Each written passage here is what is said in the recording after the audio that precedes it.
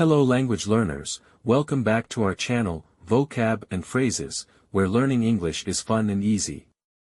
In today's video, we are going to share with you 5 phrases that will be very useful in your daily life. So let's get started. So the first phrase is, break the ice.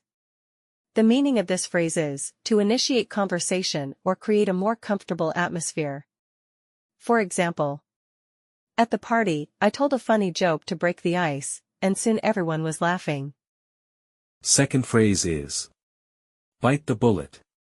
The meaning of this phrase is, to endure a painful or unpleasant situation that is inevitable.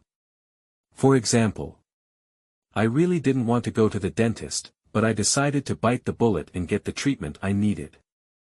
Third one is, under the weather. The meaning of this phrase is, to feel ill or unwell. For example, I'm feeling a little under the weather today, so I think I'll stay home and rest. Fourth one is, hit the nail on the head. The meaning of this phrase is, to describe exactly what is causing a situation or problem.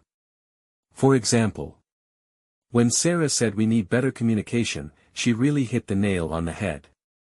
And the last one is, a blessing in disguise.